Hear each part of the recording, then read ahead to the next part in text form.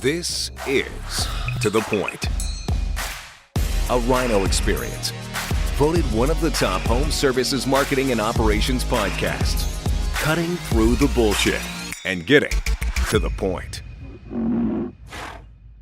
Hey, what is up, To The Point listeners? It is your boy, Cristiano, live at the AHR Expo with my man, KG, Mr. Ken Goodrich, sometimes known as Kenny G, not that Kenny G, the CEO of Ghetto, the beast from the West. Actually, you're right here in Vegas. Right here. And all over the Southwest. Hey, did you see our billboard on the casino out there for everybody? You're going to have to get really close to that thing. I said, did you see our casino out, or our billboard on the casino out there? I did. That huge, long, tall Ghetto. Just welcome to my house. Digital, welcome to my house. You know that song, right? Yep. Hey, welcome back to the podcast again. This is what, number like 6, 5, 6, 7, somewhere around there, to the Kenny G show. But hey, you've had a big year last year on multiple levels. The last time I was here, we were celebrating your 60th birthday. Yeah, 60. I did that.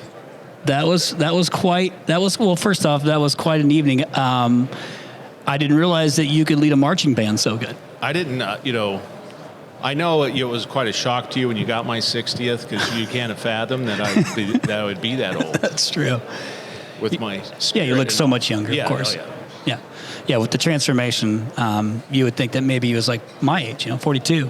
Well, let's don't get carried away. But that was a fun night, a great night, a lot of celebrating. But you had some other stuff to celebrate as well. Like, what's going on with you, KG? What's up? Like, anything else that happened recently that you might just want to briefly share? Like anything that came up?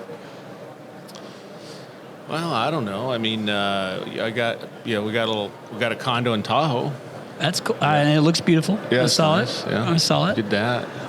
Maybe give us like a little maybe ghetto recap, like something big kind of happened there. Oh, okay.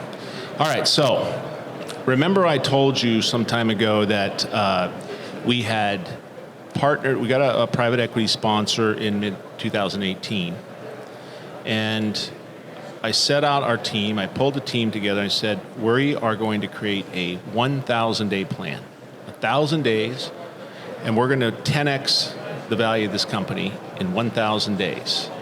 And with that, we're going to build a great company. We're going to continue on the Ghetto legacy and fortify its momentum going forward, as well as have meaningful wealth gains for my key people. So we went out, we put the 1,000-day plan together, and we backed into everything that we felt what we needed from day one to day 1,000 to 10x the value of the company. What people do we need? What systems do we need?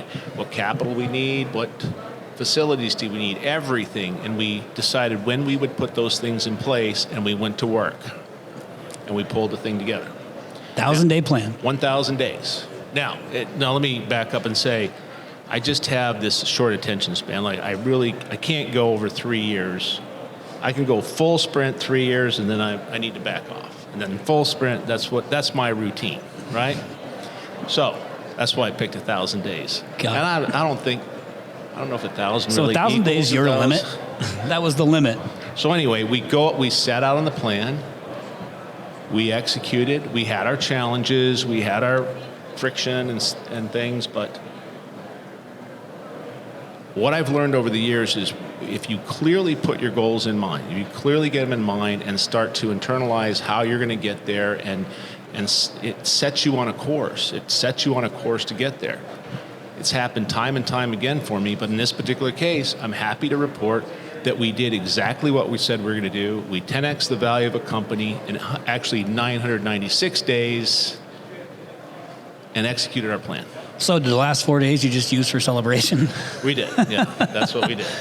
Well, congratulations again. I know I've told you this already, but it was a phenomenal partnership you've got going on, and I know now you have to set a new plan.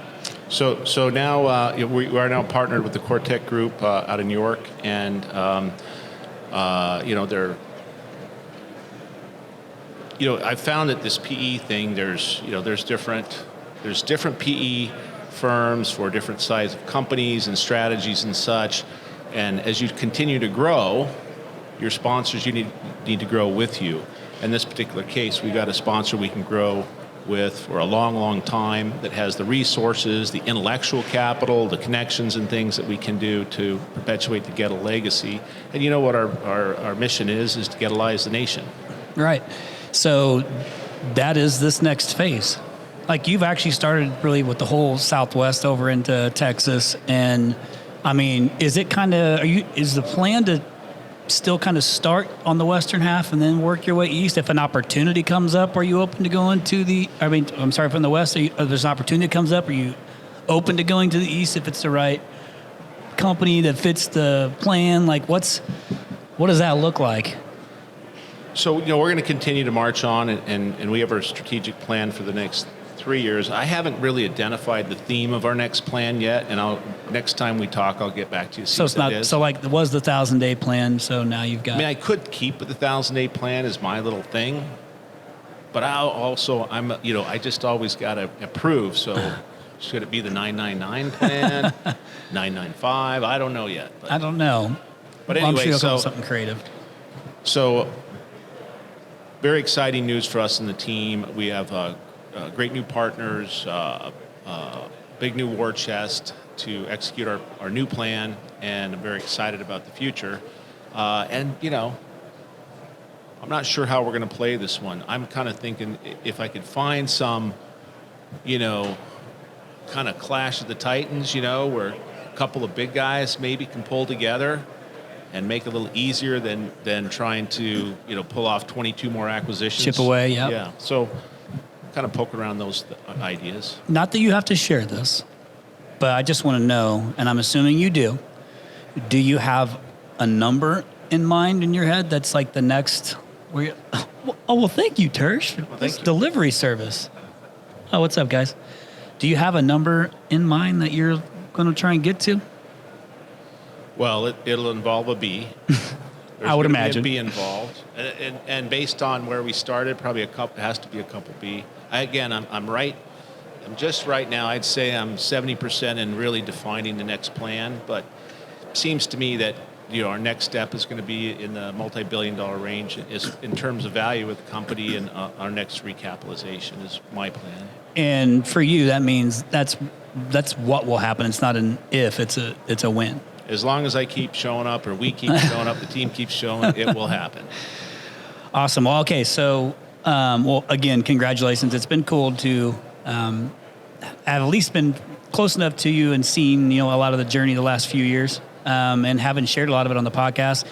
And I know that you've heard it. You're talking about on the way here how a couple people had stopped you about, seeing you on the podcast or whatever, or listening to you on the podcast and congratulating you.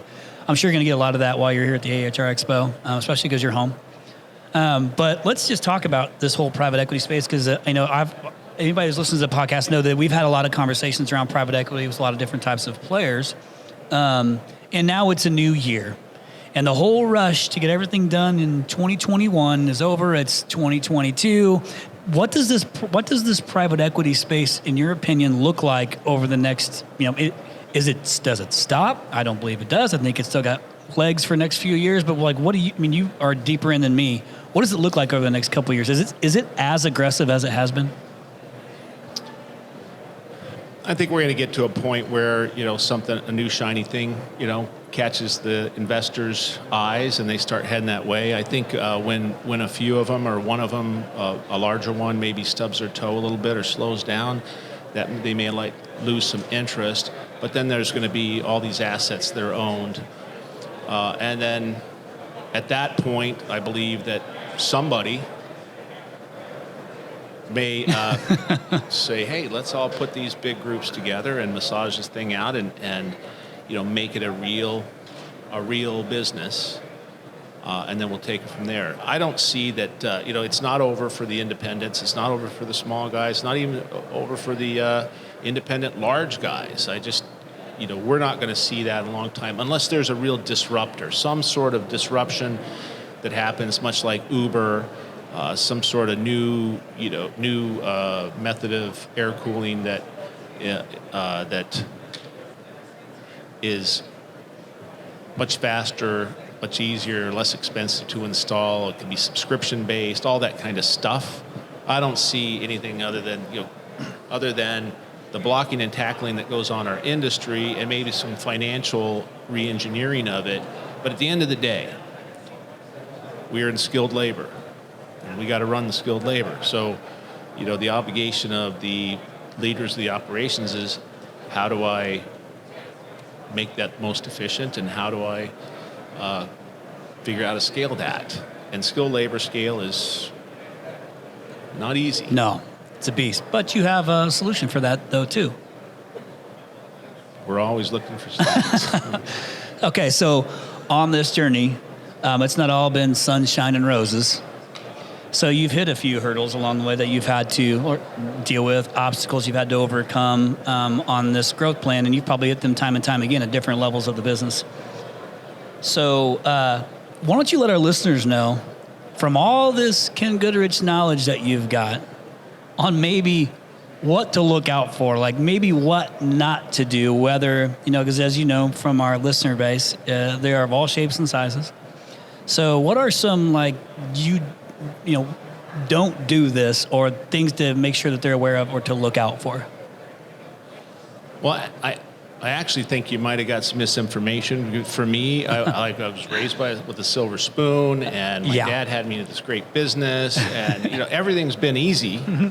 So, actually, and I have never done anything wrong. No, of course not. You're like an angel. That's what everybody's like. Oh, Ken Goodrich is such an angel. So I think my wife asked me this morning. Said, "Why do you do these podcasts? Why do you tell everybody in the industry, what to do and blah blah blah?" I said, "Well, first of all, I'm not telling them everything what to do, but I just feel like the struggle of starting from bare bottoms in a service truck, and the journey that you have to take to have a real going concern in the business was so difficult and took so much. And I've just watched my industry fellows struggle with it so hard. I just feel like it's my duty to say, hey, I'm a little further down the road. There's a pothole over here. Don't step through this. Don't go off that cliff. Watch for the coyotes over here. I just feel like it's my duty. So that's why I do this. So, and I'm aware. Yep. Okay. So this is the new and improved, far slimmer Ken Goodrich. with the beard. I'm not as angry. All right. So I would say passion would be maybe aggressive. Let's don't say angry. Aggressive. Aggressive. Whatever you want to call it. Okay. So now here you are to help. So let me tell you what I wish I would have done. What I wish I would have done first, before I went and got my truck and hung up my shingle and started a business. I wish I would have taken some time. Wish I would have got a job with a bigger company so I could see kind of the routines and what goes on. And I wish I would have got some leadership and management training first, until I felt competent in understanding the role of a leader and the role of a manager and how to do that. Not that you have to be the best one, but you have to recognize what a good one is, because you are in the people business, the skilled labor business, and you have to know how to do that. The work of the trade is not the business. It's the leadership and the organization of processes and your skilled labor, your people, and your 7 centers of management tension that creates a business or overall business system, right? So you got to learn how to manage people first. And, that's been a real struggle. I've had a lot of people in the beginning of my career come through my doors that I didn't hang on to because I didn't know how. I didn't know how to manage them. So I think it's very important that somebody gets that knowledge immediately before they start. Yeah, so it's also fair to say that not everybody's, here's a good example. Just because you're a great player doesn't mean that you can be a good coach, right? So you also have to have managers and leaders. Can you be one or the other? Let me tell you what I mean by that. It's crystal clear to all of our employees at RYNO that I'm not a very good manager of people. And I recognize that. I don't try to be something I'm not. I'm not a good manager of people. And it's mainly because some of the things I think make a good manager, I don't have, so I'm not giving them the best option for them to grow as I can by being managed by me. Now, I do manage some people. Sales is easy. Sales is numbers. It's a little bit different. I'm managing essentially their what they say and what they're doing. Much easier, metrics. But to manage like a video production team, there's a lot of deliverables that come with that. And for a guy who has ADHD, it's a little bit difficult to stay organized and manage those things efficiently. So I do have the ability to lead people, but it's mainly because of my passion, who I am. It's easy, so I don't have to really try. I'm just called a leader. So, but I'm not a good manager of people. Do you have both of those in your business? Somebody that's a good manager and then somebody that's a good leader? Is that different? I mean, as it gets bigger or smaller, like what does that look like? Well, so because we try to make everybody like be one thing. Yeah, I think you're absolutely right. My role in the company has always been the leader, and I'm a terrible manager. I'm terrible at it. I'm glad to hear that. But I guess the point I'm trying to get at here is that get the education so you know what a good manager is. You got to hire them, right? And what do we do, us knuckleheads in the business? We as soon as we start to get some routine going about our business, we say, let me take my best tech and make him the service manager, who has no ability, has no track record, no training, or no understanding what management is, but he was the best one, so we put him in that role. Who was our best salesman? We make him the sales manager. So we do these goofy things that don't make any sense, and that I did. Don't do that. Get the education, understand the difference between leadership and management. And by the way, you don't have to be the leader or the manager to own a company. Right. So one thing that you turned me on to that I ended up sending my leadership team to was maps. So you talk about education, like that's a core value of ours, is you have to constantly educate, and that education doesn't always necessarily need to be on the service itself. It needs to be on the human being within the company. Is kind of what you're talking about, is this education piece. So, and if you don't have that answer internally, there's plenty of options out there externally that you can go and take advantage of to educate yourself. So we utilized maps, and I sent one of my leadership teams there, Mike, who you know, and he came back with like so much information. And what was cool though from that is that we learned that a lot of things that he had learned aligned, kind of looked different, but aligned with what we did. But there was also a big chunk of things that we weren't doing and didn't know to look for to add to it that he found by sending him to a leadership team that now is being rolled down to other managers. It's weird how that works. Yeah, well, that's how it has to be, right? I mean, that's how every scaled business in the world has ever scaled. But remember, management does not come naturally, right? It's a system, and they got to learn the system. That's why I went to MAP originally, was because I needed to have the system to teach my people on how to do it. One, because I didn't know how to do it, and I wasn't very good at it. And so I utilized that resource to get my people up to speed. And, now we have, it's just a regular part of our business now, is MAP is our management training center. Yeah, they know who you are around there. Yeah, we've been hanging around for a little bit. I think that when we sent Mike, there were 3 other people there that were referred by you and who knew us at the same time. It was pretty cool. So Yeah. I was like, well, I know he went and he's like, oh my gosh, I went here. People know who I am. They know like Ken. So it was pretty neat to see like the influence that you've had, and others are actually taking advantage of what you're saying, which is what has to happen. You got to actually take action. I'll say, some of my bigger branches are running 50 million or so range in revenue, right? And people ask me, what were the key things to do to get those branches up like that? And I would say MAP. It was I invested in my managers to learn to be better managers. And once that happened, and they cascaded those processes down, that's what grew the business. Okay.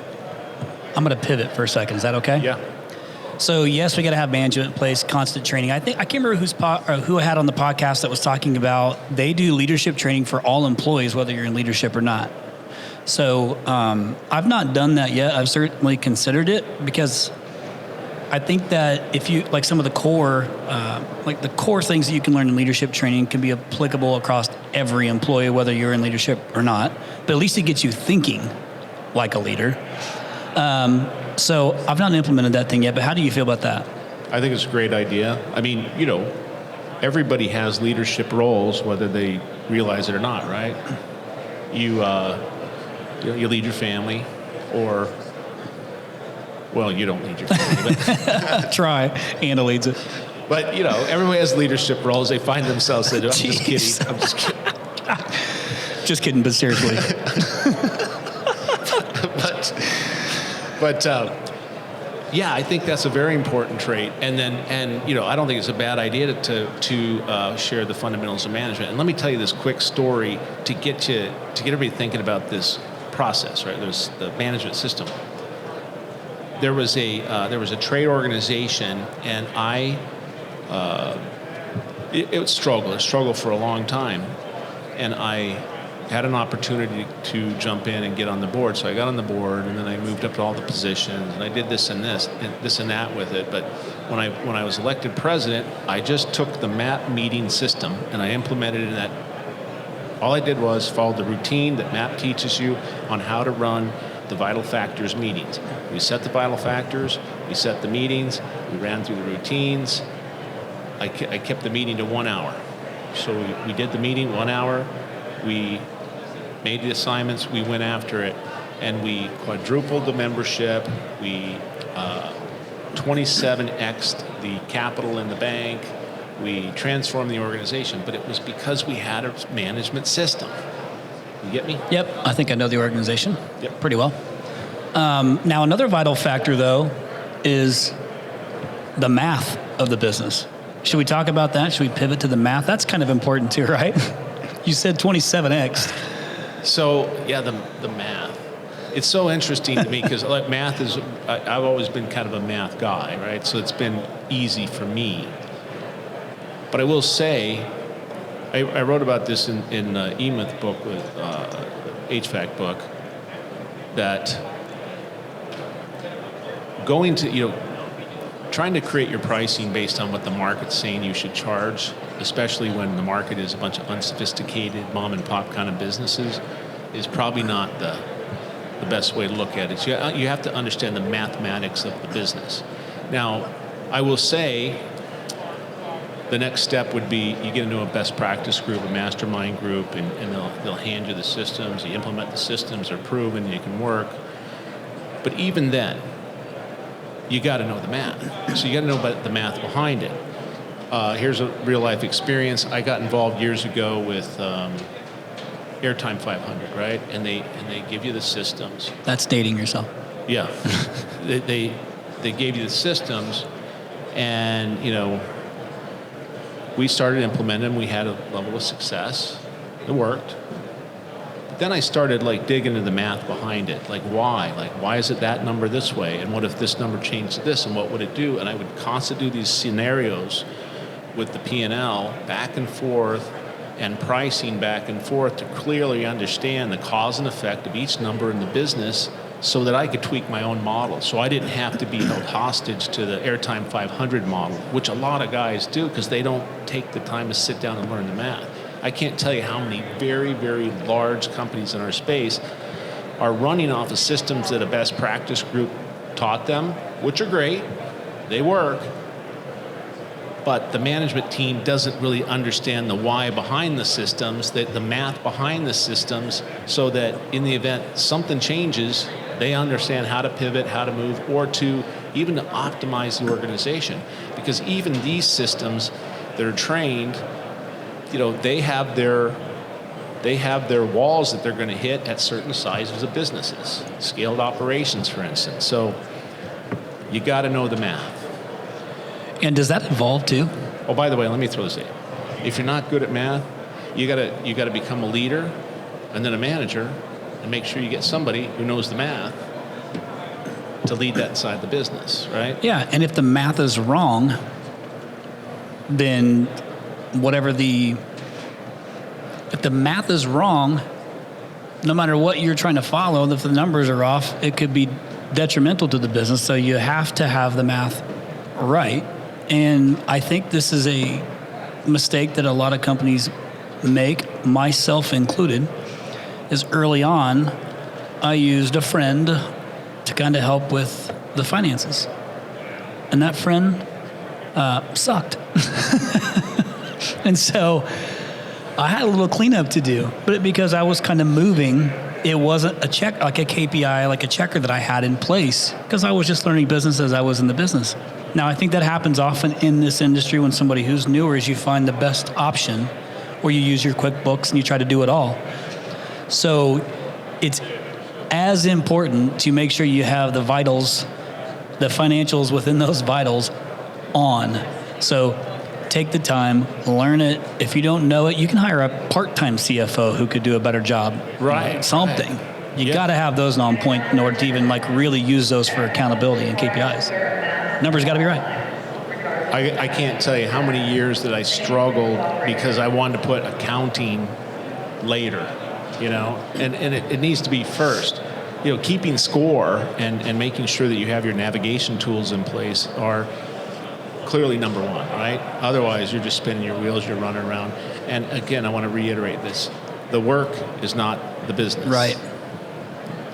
So in this plan, like I was talking about this, I can't remember which episode it was, but I did an episode on goal setting, and it was, you can set this big goal. Like you had your 1,000-day plan, you have this goal, so if it's going to be multi-billion-dollar goal that you've got this year, to some people that goal is so big you can't even understand how to get there. So you have to have these checkpoints along the way, and the frequency I think can change based on what the goal is, how big the goal is. So the best thing I can do for myself, having ADHD, is I have to have daily goals. Like I have a daily plan that I have to follow to hit my BHAG, if you will. And then I've got like quarterly, like big rocks in place, but I've got a daily plan of things that I have to do to keep myself focused. Even at your guys' size, I'm assuming you have a daily plan in place. Is that right? To kind of, that you're following constantly in checkers? I mean, is it that frequent? Is it not that frequent? So this is kind of a new thing for me in the last maybe couple years, but yes, every morning I get up, I set my, I look at my goals, I set my goals, modify them, and I go out and I set my plan. But the whole organization is set up that way, whereby, we create an annual plan that says in January we're going to run, 9,471 service calls and of this type, and this is going to result in this, and we're going to convert this many to that, and blah, blah, blah, and here's where you're supposed to be on day number 22. We've identified what day you're going to break even. We identify how much you're going to put to the bottom every day after that, and what you're going to close out the end of the month. So yeah, it's a pro forma. I mean, the odds of that ending like dead nuts on is probably pretty slim, right? Like, how could it possibly end like spot on what you're? But it's a goal. It's like the closest you can get to actually saying I got to run that amount of service calls. It's a goal, but it's an active process, right? So we're talking about it every single day. You needed 6 calls today, you got 4. You need 2 more tomorrow. What are you going to do? So what should we do? Yeah, so what should we do? Got it. But that's how you can really kind of keep the close reins on like what's actually happening to goal. And I imagine that becomes even more important if it wasn't once you add a partner, because clearly you need to make sure that you're running to plan as efficiently as possible. Well, these are, most of these guys, they're finance guys, right? So that's their world. They want to see the numbers and the plan and such. And, the whole Wall Street thing is about, not that they're Wall Streeters, but that's their, that's where they're from. The whole is how accurately can you predict and perform to your plan so that the investors can count on returns. That's it, right? So can they count on the return, yes or no? Even if you're too high, like even if you overshoot, it's not perfect, right? It's not great. They just want, I have a plan and I execute the plan, right? Yeah. They want reliability. That's what they're looking for. And I want reliability too. Yeah, I would imagine you do. Because you can't be everywhere all the time looking at all things. So you have to have reliability from them to be able to run to the metrics you have in place, whether it's the daily numbers. But the systems is the solution to all of this, right? Like we did your four-part series on the 7 centers of management attention, which talks about a lot of things that you've learned and implemented successfully along the way. Now to your multi-billion-dollar plan, it's the solutions is the answer. I mean, that's kind of been your jam for the longest time, is kind of putting these systems in place. That's the solution. Well, yeah, because is this mic working? It's working. So it sounds different. All right, so I mean, I struggled for a long time until I found the E-Myth book and did what we're supposed to do and focus on it. So, I'm really pounding that drum all the time so that I'm reminding myself and keeping myself heading down to that path. Now think about everything we talked about today. So imagine you're a guy just starting out. You got your van, you got your logo, you're all ready to go. You're excited. You got your new shirt, tech shirt, right? You're ready to go. And you listen to what we just talked about. That the business itself is not about fixing air conditioners or selling air conditioners or marketing air conditioners. It's not about that. It's about combining the 7 centers, as we talked about in the past, the people, the processes that create the overall system that creates revenues and profits generated from the sale, service, and maintenance of HVAC equipment. The simple stuff. Right. See, so what do they say? Fools rush in, right? You want to start your own company, the first thing you do is not buy a van, right? That's not the first thing you do. The second thing you do is not, and I love Dan Antonelli, but the second thing is not call him and get a logo. That's not the second thing. The first thing is, how about I get some education to understand how to run the business? I learn how to manage people, or learn how to identify someone who knows how to manage people. I learn the math of the business, and I really become a zealot for leading my company to create processes and overall business system that creates the result I want. And then you do it again. Look how elegant. And again. Man, I'm getting good at this. It's like you figured this thing out a little bit. That's your plan to ghettoize the nation. You take your own advice. Here's what's good about all this is that I know you co-wrote the E-Myth HVAC contractor with Michael E. Gerber, and basically kind of put that playbook in place for anyone to read and look at. But you practice what you preach. Obviously, like you do your own, like you follow your own systems, and all it does is your systems continue to scale as the company scales. Most of the time. Most of the time, I take my own advice. Most of the time, you take your own advice. Well, that's good. It would be kind of weird, though, if you didn't take your own advice. I know, but you know how life is, right? It's life. But you know what? I just did the best of 2021 mashup podcast. I think it was a couple of podcasts ago. And I told you this, man, like as incredibly successful as you've been with Gettle, something that I thought was really great about you over this past year was the change that happened with you, the transformation that happened with you, not just physically, but even emotionally. And I think what happened is that I started to see this version of KG that I actually knew exists because I've gotten close to you. And I really wanted everybody else to see the same thing, that you do really care. You do want to see people succeed. Yes, you have your goals and you're driven, but you do have this heart to help. You just did it in your own way. Well, now you've kind of opened that thing up, and this transformation was more than just your physical transformation. It was emotional transformation. So I will urge all the listeners, one thing that Ken said in that particular episode, the best of episode, was how maybe you might have grown so much at certain times, but the downside to that is the time away from family that you can't get back. Right. And I saw that you and Duncan and I think some buddies were over at Bear Jackson this weekend, and which, by the way, I really wanted to go to. Didn't get to go this year. Amazing if you've never checked it out. Pretty awesome. So it's a lot of cool cars. But you get to have that year of, that moment with him, every year. And you guys got your place in Tahoe, and you're kind of making up for, I think, maybe some of those lost times now, which is great. I got to meet Duncan, cool kid, man. I don't know, he's not even a kid, But you kind of missed out on some of those things. And me, well, the reason I didn't fly in last night is I wasn't going to miss the time.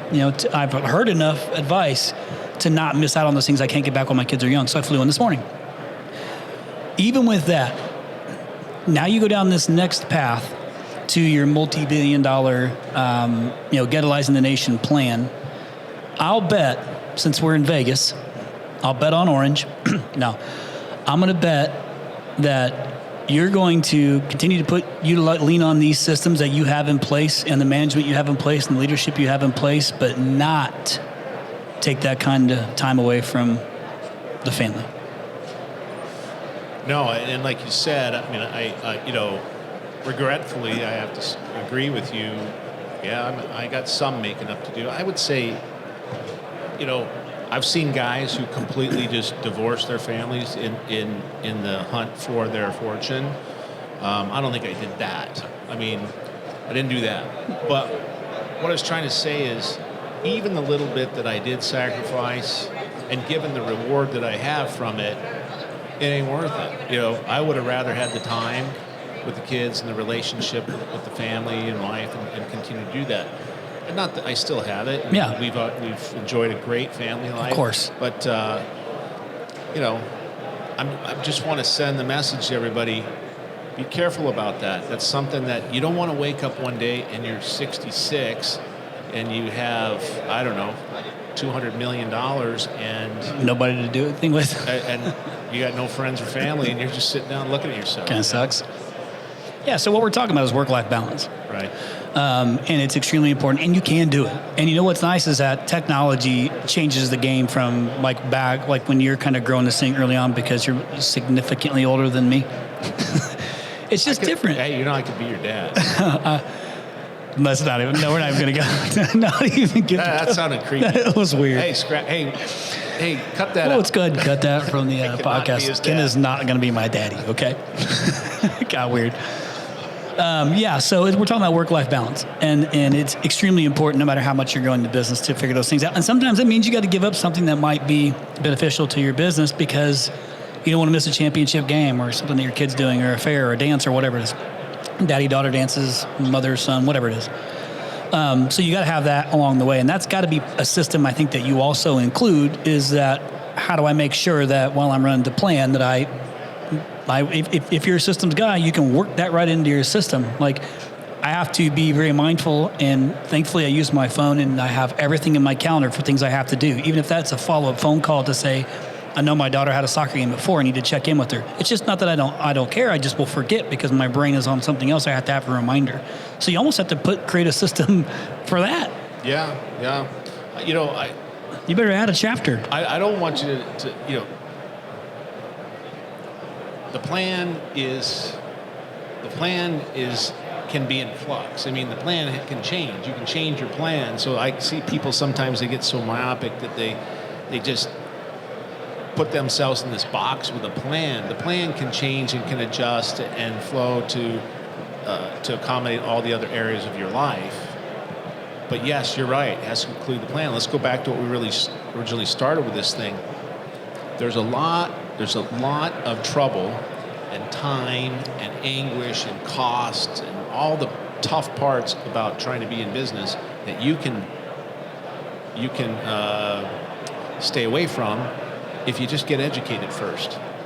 Just get educated first before you go out and start doing it. And I'm not saying you got to go get a master's degree. There's these best practice groups are great, and I think everybody should be in a best practice group, mastermind group. Everybody should be in one of those because the connections and the tools and the resources are invaluable to build a business. So I'm just saying, most guys spin their wheels for 15, 20 years before they get it figured out. Try to cut that down to 2. Yeah, so really the kind of the core is you keep coming back to education. So whether you have the skill set or not, you have to get educated. And if it's not you, somebody who's in management or leadership in the company needs to continuously be educated on the weakest point of the business or the weakest points of the business. And then let me jump in on that. Think of it this way. Stand back, and this business is your creation, right? And you figured out from these podcasts or this reading that you need these positions, you need these people, you need this and that. It's your chess game, and you're laying it all out. And you don't have to be one of the players either. You can be the architect of this business. That's good. Yep. Yeah, you be the architect and say, I need these people, I need these resources, I need this cash, I need these partners, I need this stuff. And you just go put it all together, have the management team run the business, have the investors put the capital in, have the accounting system pay the bills and give you returns, yes, that can happen. So do you ever, what does your day look like, or I should say maybe say week look like now? I mean, is it much different? I mean, what does the day in the life of Ken Goodrich look like today?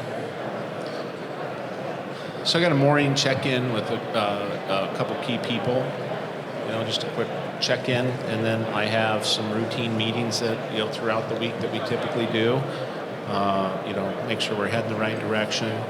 We have 2 branch calls a week that we go over the metrics and we share some best practices. And while I don't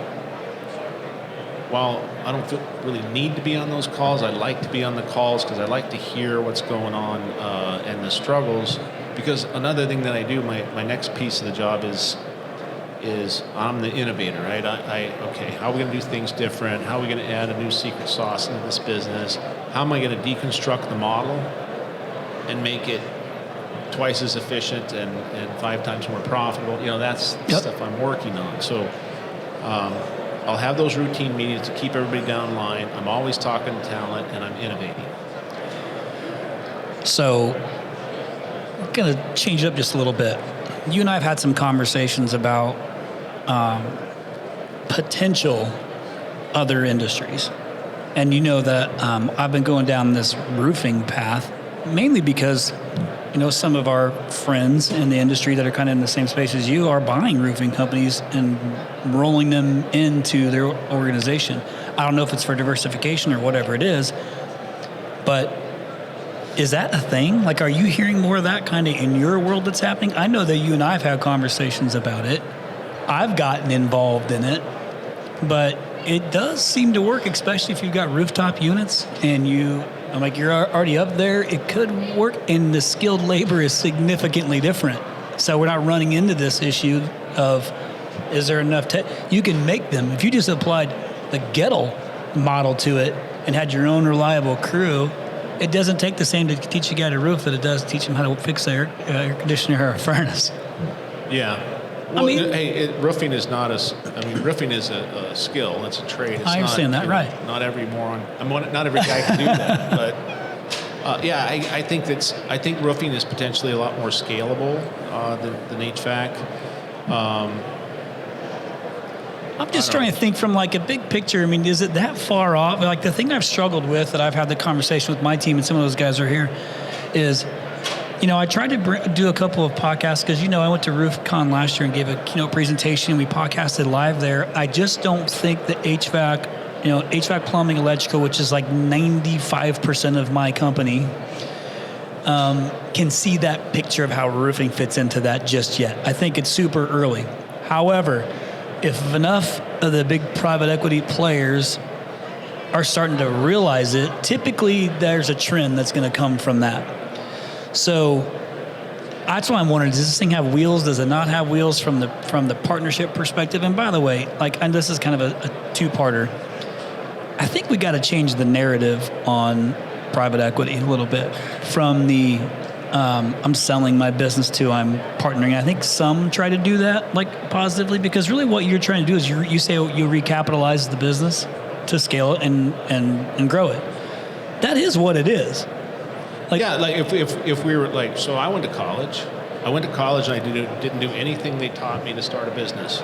But I went to college and they said, well, the first thing you do is you make your business plan, and then you decide how much capital you need, and then you go raise the capital. You go to banks or investors and blah, blah, blah. Well, we never do that part.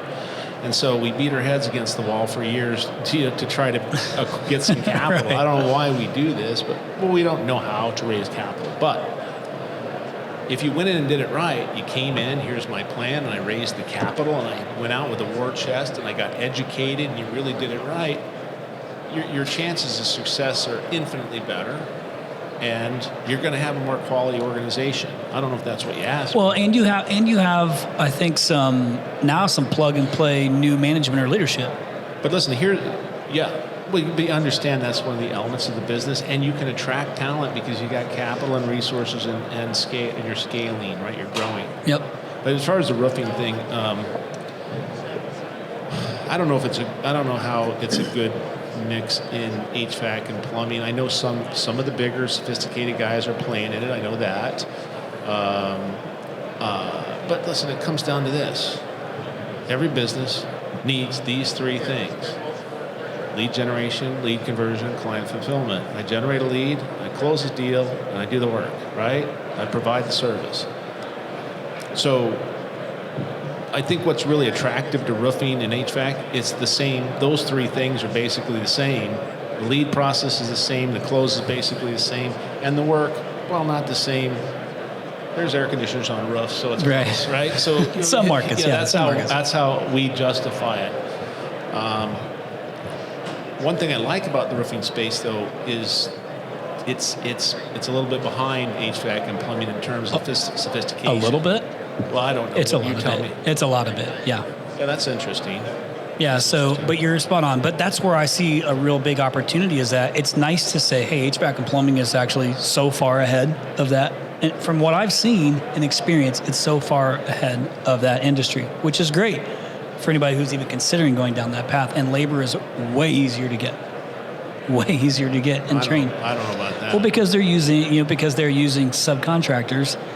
There's just more, and they use the same set of subcontractors that are coming in. So the point I was trying to get at with it is from more of a strategic perspective of, is that, I see some people and they're putting it together like a good cross-selling opportunity between the two, HVAC and roofing, and then they've got the roofing company.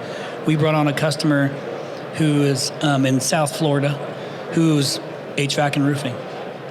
To combine, they're one company. So I'm just seeing enough things happening that I'm like, I feel like I made a good decision continuing to chase it down. But since I had you on here, it's like, why not get your 2 cents on this? I know we haven't talked about this since our flight to Louisville. Yeah. So, I mean, I think there's potential in it. I mean, there's guys doing pest control that started on HVAC too. Me personally, I look at it like this. If you don't own the markets you're in, then work on that Keep first, doing that. because you know that, right? So that's how I've always played it. Like I'm thinking about, how do I make my current process better? Maybe we get into monitoring. So where's a monitoring device that we can get into involved and add to our current offering? How about all this talk about subscription services? How do we get in that? There's a big talk about there's a lot of leasing going on in our space. What does that mean, and how does that improve my model? So I'm trying to tweak what I got instead of going outside of that. Another thing, though, to that point that I think is a potential interesting, good, better fit is like EV chargers. Like, oh yeah, where you go on a website, it prices it for you already. You can talk to customer service if you want. You book it right there. You own the hearts and minds of the nation and for EV charging, and with your marketing, and have subs, and they go put this EV charger stuff in. I think that's a good ad for what we do. Yeah, I would agree. And it's for all of the electrical companies that we work with. Putting EV chargers in is phenomenal business. Yeah, and it's so big. I know. It's different. I'm just millions. saying. Yeah, made me think of it. You mentioned leasing. Is that really going to catch on? Like, really catch on here in the United States? Obviously, it's huge in Canada. It's starting to get some wheels from what I can see within the influence that I have or that I'm a part of. What's your 2 cents on that? Leasing in the U.S. Well, it looks like it's heading that way. I mean, traditionally, the challenge was the leasehold improvement laws that kind of slowed it down. But it has been around a long time, a lot longer than you think. I mean, I can remember being out in the 90s, meeting guys out in Washington or Seattle area that were leasing water heaters back then in the 90s. So it's not new. Right. It's just not really caught on like it did in Canada. I got to tell you, if you think about anything that we think is new now, if you look at its backstory, everything's 50 years old. It takes 50 years to do anything. Including Ken Goodrich. Yeah. 60. 6 decades. Well, I'll tell you what, we are coming up on our time, KG. what's always good about mine and your podcast is that it's just so conversational because you and I are buddies. So this becomes certainly easy to talk about. We hit on quite a few things. I know we had an agenda we wanted to talk about. The leasing thing probably wasn't part of that, but it was interesting to come up because I've had conversations about that a lot in the fourth quarter, a lot more than normal in the fourth quarter. Just different strategic conversations. But and it's exciting for me to watch your journey. And I've only known you for past 2-3 years, something like that. And I've been able to see just a small piece of it, but it's exciting for me to see kind of what you're doing in the industry, how much you're starting to really give back to the industry. I mean, you're at AHR Expo with me, sharing live, with everybody else out here on the floor, and continuously giving back. And so I appreciate that about you very much. And you mentioned getting involved in peer groups. I can't encourage the listeners enough to, if you don't know how to do it, just make a post in one of the Facebook groups. Reach out to me. I'll be able to connect you with the peer group. But even if it's not a peer group, find an accountability partner, something like that. Go visit some shops. There's plenty of people that let you visit. I think you opened up your shop. You opened up Gettle for anybody that's kind of up here for this event, right? Yeah, we have right now 74 people signed up to go visit. That's incredible. Yeah. So, But hey, by the way, on the map training, one of the key things of the map training is one of the first steps they suggest you do to this whole line we're talking about today. Get a mentor. Who's your mentor? You got to come back day 2 and tell us who your mentor or sounding board is. Best practice group, whatever. I love it. And you got to do it.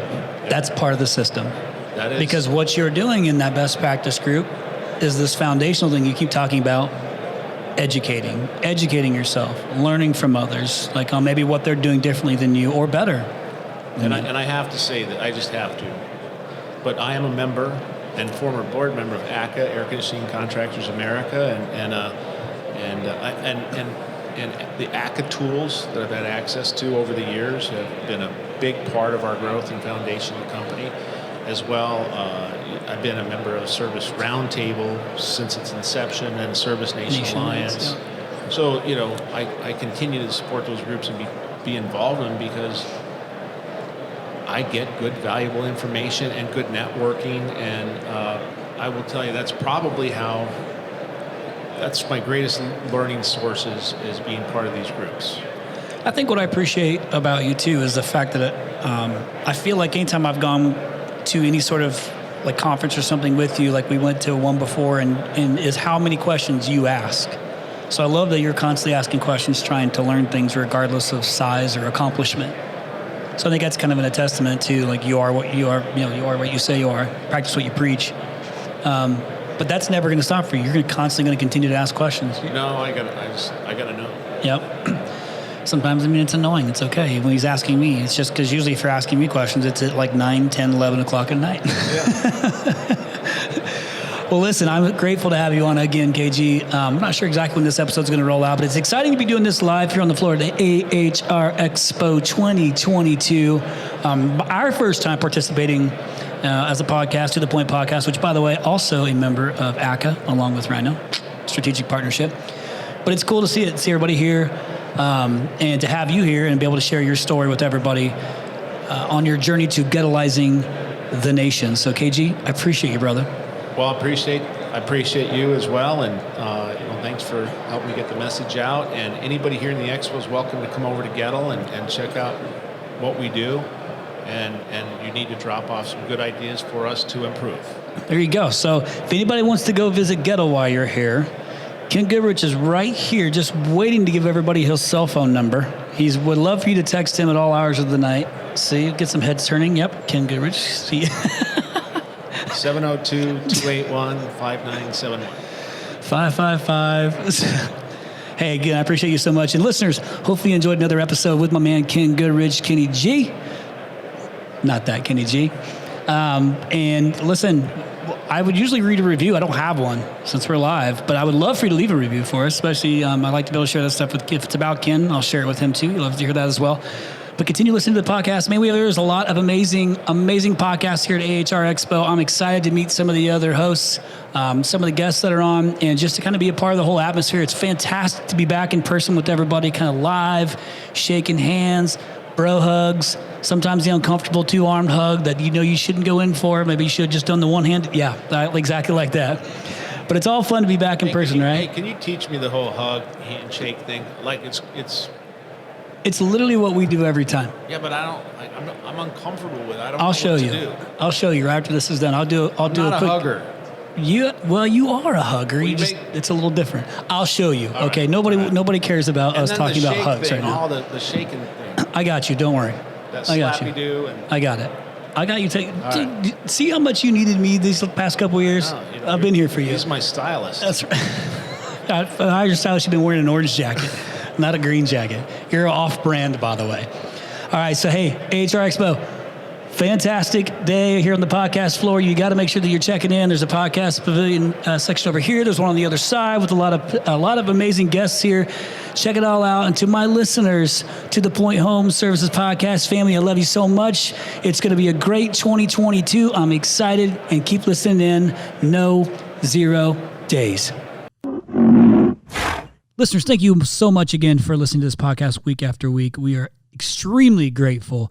Again, the whole purpose of this podcast is to give back to the home services industry that we love so much, whether you're a RYNO or not.